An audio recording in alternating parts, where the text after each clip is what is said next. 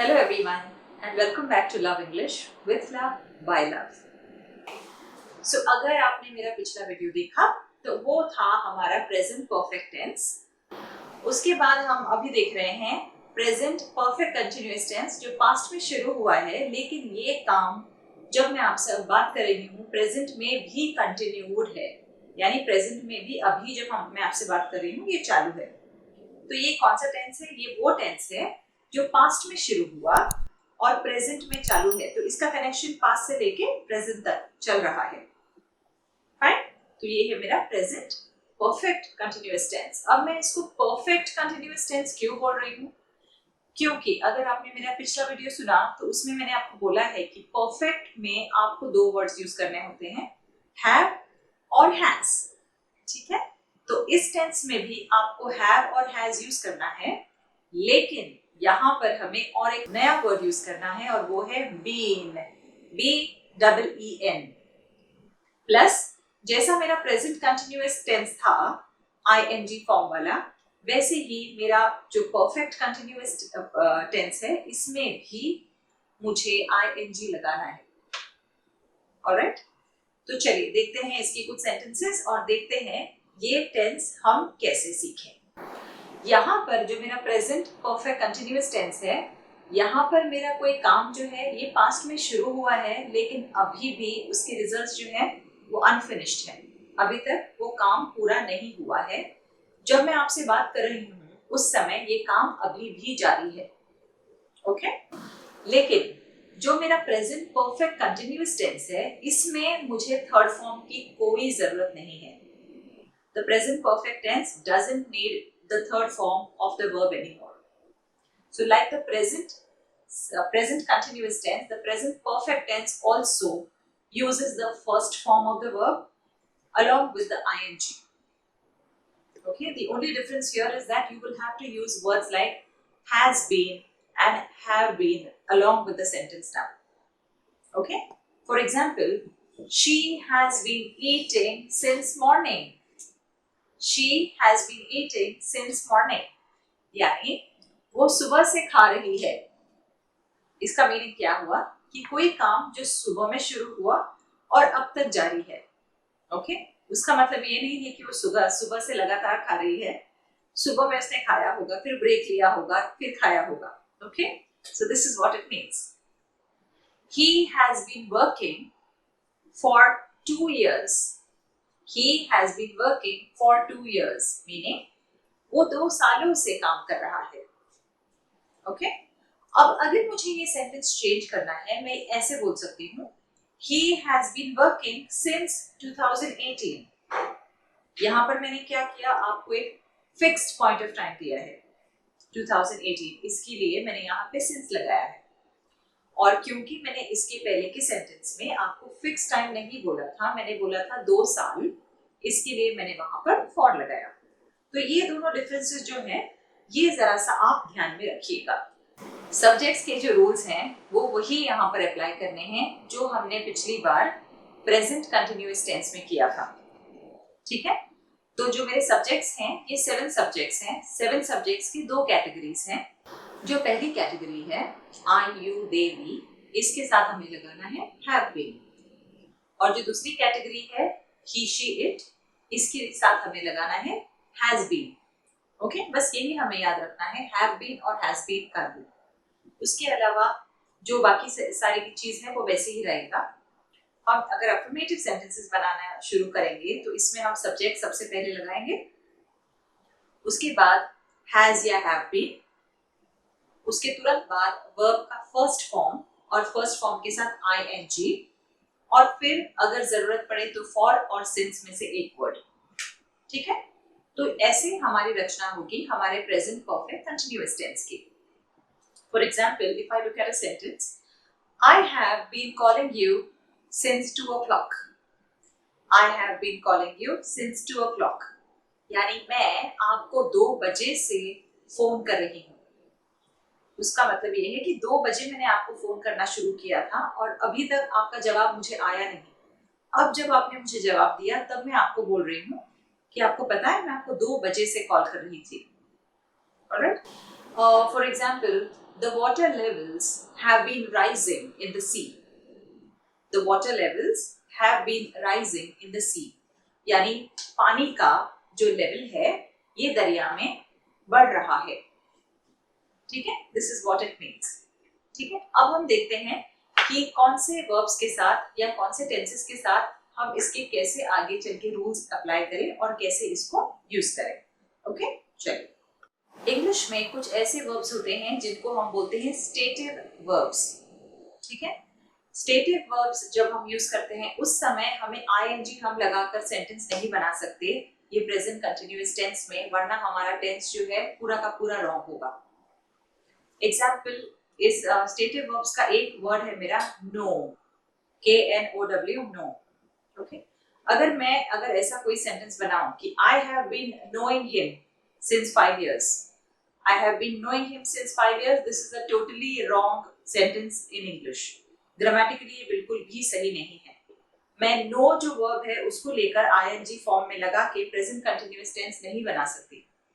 मुझे अगर बोलना है कि मैं किसी को 2 साल या 5 साल से जानती हूँ तो मुझे ऐसा बोलना पड़ेगा I have known him for 5 years. Okay, तो मुझे यूज करना पड़ेगा मेरा present perfect tense.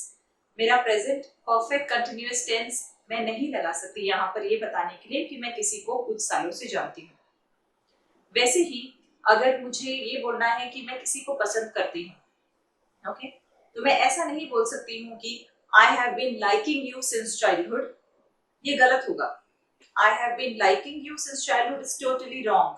I can not use it because like again is a stative verb. So I have to say I have liked you since childhood. Okay, मैंने इसमें यहाँ पे क्या यूज किया, मेरा प्रेजेंट परफेक्ट टेंस वापस से. और एक एग्जांपल आपको दे सकती हूँ. मेरा दूसरा वर्ब है अंडरस्टैंड. अंडरस्टैंड के साथ भी मैं आईएनजी लगाकर आपको ये नहीं बोल सकती that the children have not been understanding the lesson. The children have not been understanding the lesson is totally wrong. I can not use a sentence like this to express what I want to say. ठीक है, यहाँ पर मेरा present continuous tense में बिल्कुल भी नहीं लगा सकती ये बोलने के लिए कि बच्चे ये सबक नहीं समझ रहे हैं. अगर मुझे ये बोलना है कि बच्चे ये सबक नहीं समझ रहे हैं तो मैं कैसे बोलूंगी, the children have not understood the lesson और the children haven't understood the lesson.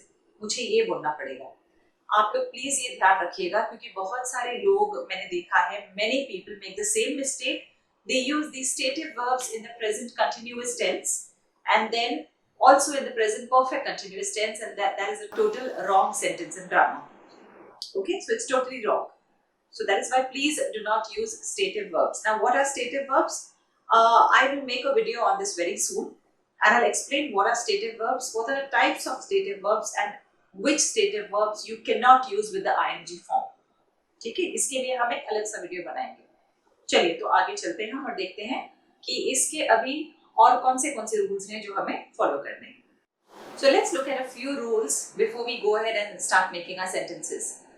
आपको पता है कि आईएनजी फॉर्म लगाने के लिए मुझे वर्ब के साथ जो भी मेरा वर्ब है उसके साथ मुझे आईएनजी लगाना पड़ता है, करेक्ट? सो नॉर्मली जो मेरे रेगुलर वर्ब्स हैं जैसे कि थिंक है, जैसे कि ब्रिंग है, इसमें मुझे आईएनजी लगा के मेरा वर्ड हो जाता है THINK thinking, BRING bringing. लेकिन अगर आपने मेरा पिछला वीडियो देखा होगा तो इसमें मैंने ऑलरेडी आपको रूल समझाए हैं, लेकिन फिर भी एक बार मैं सिर्फ रिविजन इसका कर रही हूँ कि अगर कोई भी वर्ड IE से खत्म होता हो, IE से, तो मुझे वो IE को वहां से ड्रॉप कर देना है और उसको रिप्लेस करना है Y से. Example, DIE die. Okay, DIE die में IE आया है, तो अगर मुझे डाई इन लिखना है तो मुझे करना पड़ेगा IE को निकालकर YING. So DYING dying. Tie in यानी बांधना, TIE टाई है, IE निकालकर TYING टाइम. ओके, तो ये हुआ मेरा IE वाला रूल. अगर कोई वर्ड है जिसमें लास्ट में ई आता हो तो मुझे उस ई को ड्रॉप कर देना है और उसके साथ ING लगाना है. Example, change. CHANGE चेंज, मुझे ई को ड्रॉप करना है और इसको करना है CHANGING चेंजिंग। इसके ऊपर ज्यादा डिटेल्स देखनी हो तो मेरे पिछले वीडियो पे आप देखिएगा। मेरा जो प्रेजेंट कंटिन्यूअस टेंस था इसमें मैंने ये सारी चीजें समझाई है, तो आप एक बार वो देख लीजिएगा, उसमें सब कुछ मैंने समझाया है डिटेल्स में।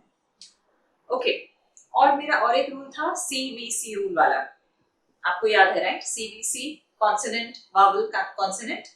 ये रूल भी ऐसा ही है कि अगर कोई वर्ड में कॉन्सोनेंट वावल का कॉन्सोनेंट आता हो तो मुझे जो लास्ट का लेटर है इसको डबल करना है। एग्जाम्पल स्टॉप, STOP स्टॉप, तो मेरा S के बाद का जो T है ये है मेरा कॉन्सोनेंट, O जो है ये वावल है और P जो है ये वापस से मेरा कॉन्सोनेंट है, तो ये मेरा CVC रूल हुआ। जब मैं स्टॉपिंग बोलूंगी उस समय मेरा जो P है लास्ट वाला उसे मुझे डबल करना होगा, तो हो जाएगा STOPPING। ओके, तो ये कुछ रूल्स हैं जो आपको ठीक से ध्यान में रखने होंगे जब भी आप ये प्रेजेंट परफेक्ट कंटिन्यूअस या प्रेजेंट कंटिन्यूअस टेंस बनाएं। ठीक है, तो चलिए देखते हैं और भी कुछ रूल्स जो एप्लीकेबल है यहाँ पर, और उसके हिसाब से फिर हम आगे का सेंटेंस क्रिएट करते हैं। ओके, तो चलिए देखते हैं कि हम इन सेंटेंसेस को कैसे बनाएं। हम यूजुअली 3 तरह के सेंटेंसेस बनाते हैं। फर्स्ट वाला जो है हमारा वो है अफर्मेटिव।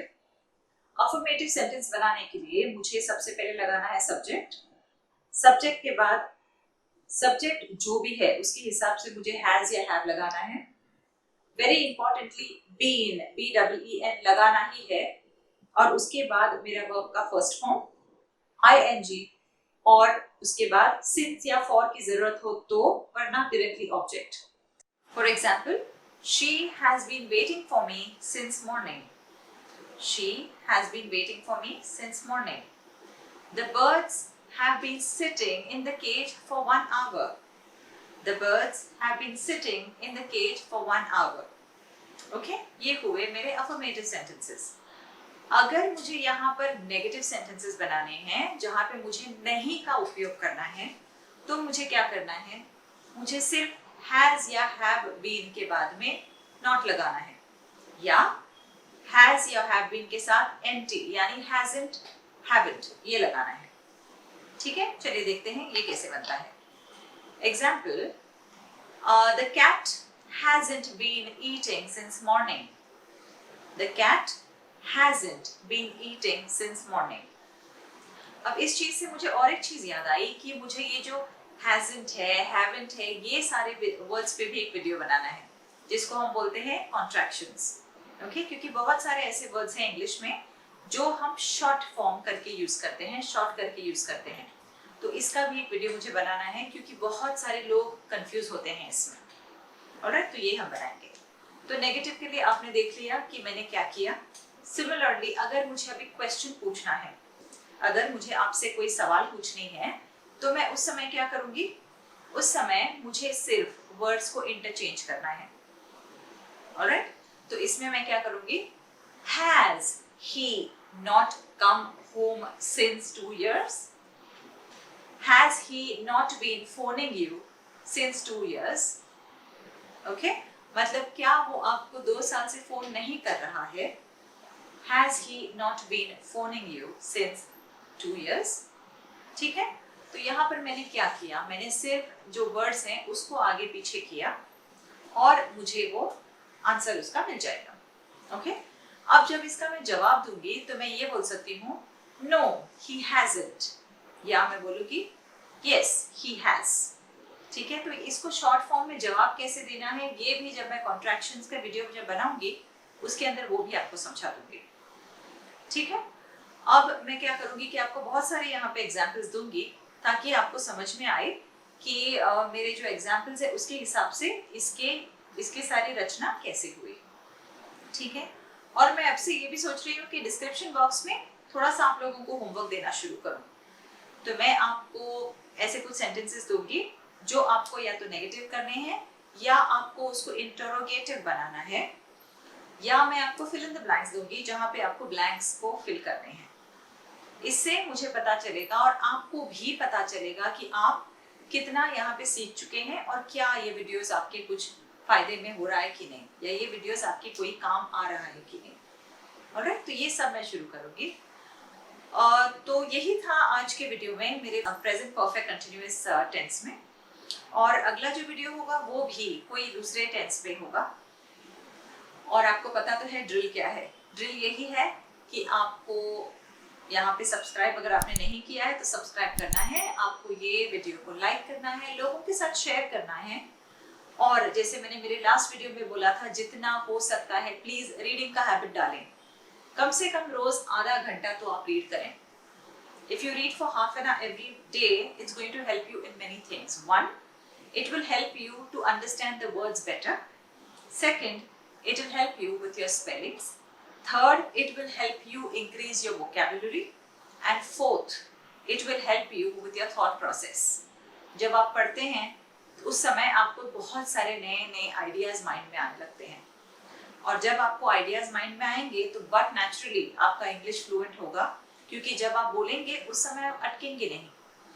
कभी कभी हमारा अभी प्रॉब्लम क्या हो रहा है कि जब हम बोलते हैं तो अटक जाते हैं। क्यों? क्योंकि हमारे शब्दकोश में उतने सारे शब्द नहीं हैं। लेकिन जब हम पढ़ेंगे तो पढ़ पढ़ के हम नए वर्ड सीखेंगे, तो ये आपके शब्दकोश में या डिक्शनरी में, वोकैबुलरी में ऐड होगा। ठीक है, ऑलराइट, तो आज का वीडियो बस इतना ही था।